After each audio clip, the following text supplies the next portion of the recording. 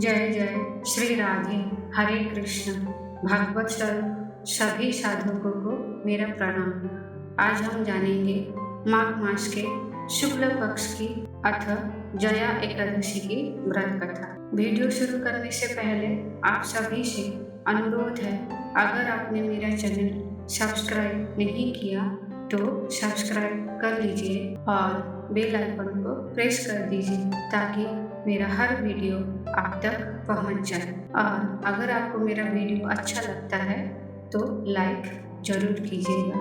तो शुरू करते हैं माघ मास के शुक्ल पक्ष की अथ जया एकादशी की व्रत कथा। जया व्रत माघ शुक्ल पक्ष की एकादशी को किया जाता है। इस तिथि को भगवान केशव की पुष्प, जल, अक्षर, रोली तथा विशिष्ट सुगंधित पदार्थों से पूजन कर आरती उतारनी चाहिए। भगवान को भोग लगाए और प्रसाद को भक्त स्वयं खाए। राजा युधिष्ठिर बोले, हे कृष्ण, 4 प्रकार के जीवों को उत्पन्न, पालन और नाश करने वाले आप ही है। अब कृपा करके माघ शुक्ल एकादशी का वर्णन करिए। उसका क्या नाम है और क्या विधि है? श्री कृष्ण जी बोले, हे राजेंद्र, माघ शुक्ल पक्ष में जया नाम की एकादशी प्रसिद्ध है। वो सब पापों को दूर करने वाली है, उसको मैं कहूँगा। ये पवित्र एकादशी सब पापों और पिशाच जोनियों को नष्ट करने वाली है। इसका व्रत करने से मनुष्य को प्रेत जनी नहीं मिलती है। हे राज शार्दूल, इसकी सुंदर कथा जो पद्म पुराण में कही है उसे सुनिए। एक समय इंद्र स्वर्गलोक में राज्य कर रहे थे। देवता उस मनोहर स्थान में सुख से निवास करते और अमृत पान करते थे। अप्सराएं उनका सेवन करती थी। वहाँ कल्प वृक्ष से सुशोभित नंदन वन था। एक समय वहाँ इंद्र ने बहुत प्रसन्नता से 50 करोड़ नायिकाओं से नृत्य कराया। वहाँ पुष्पदंत नामक गंधर्व गान कर रहा था। चित्रसेन नाम का गंधर्व, उसकी पुत्री मालिनी और चित्रसेन की स्त्री वहाँ आई।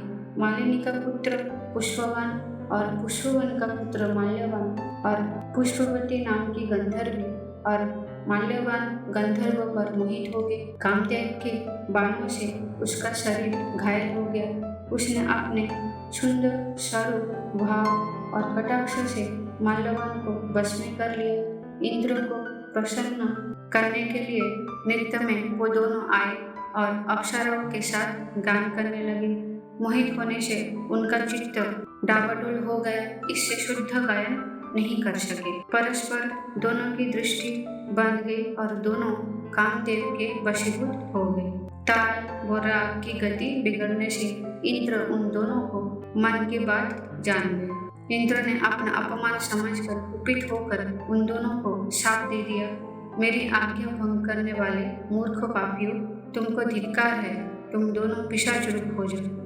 मनुष्य लोक में जाकर अपने कर्मों का फल भोगो। इस प्रकार इंद्र के शाप को पाकर वो दोनों बड़े दुखी हुए। इंद्र के शाप से पीड़ित होकर वो दोनों हिमालय पर्वत पर पिशाच होकर बड़े दुखी हुए। पिशाच जोनी से उन दोनों को कष्ट हुआ। शाप के कारण उनको गंध, रस और स्पर्श का ज्ञान नहीं होता था। शरीर में जलन होती थी, नींद नहीं आती थी। उस विशाल पर्वत पर भ्रमण करते हुए शीत से पीड़ित वो दोनों परस्पर वार्तालाप करने लगे। पिशाच शीत से पीड़ित होकर स्त्री से बोला, हमने ऐसा कौन सा दुखदायी पाप किया है जिस दुष्कर्म से हम दोनों को पिशाच जोनि प्राप्त हुई। मैं पिशाच जोनि को कठोर और निंदित नरक समझता हूँ, इसलिए किसी प्रकार का पाप नहीं करना चाहिए। इस प्रकार वो दुख से घबरा कर चिंता करने लगे। देवयोग से माघ शुक्ल एकादशी आई। तिथियों में श्रेष्ठ जया नाम की प्रसिद्ध तिथि आ गई। उस दिन उन दोनों ने कुछ आहार नहीं किया। हे राजन, उस दिन उन दोनों ने जल भी नहीं पिया, ना जीवन हिंसा की, ना पत्ते और ना फल खाए। वो दोनों दुखी होकर पीपल के पेड़ के पास पड़े रहे। उसी तरह पड़े हुए उनको सूर्यास्त हो गया। रात जाड़े से कांपने लगे और जड़ शिखर हो गए। और जड़ सरीखे हो गए। शरीर और भुजाओं में परस्पर आलिंगन किए हुए पड़े रहे। ना नींद आई, ना सुख मिला, ना मैथुन की इच्छा हुई। हे राजन, इस प्रकार इंद्र के शाप से पीड़ित उन दोनों दुखियों की रात्रि बड़े कष्ट से व्यतीत हुई। परंतु एकादशी के व्रत और रात्रि में जागरण करने से उन दोनों को व्रत के प्रभाव से जो फल मिला उसे सुन। हे राजन, जया एकादशी का व्रत करने से और विष्णु के प्रभाव से द्वादशी के दिन दोनों पिशाच जोनि से छूट गए। पुष्पवती और माल्यवान पहले की तरह रूपवान, स्नेहयुक्त और आभूषणों से सुशोभित हो गए। वो दोनों विमान में बैठ गए।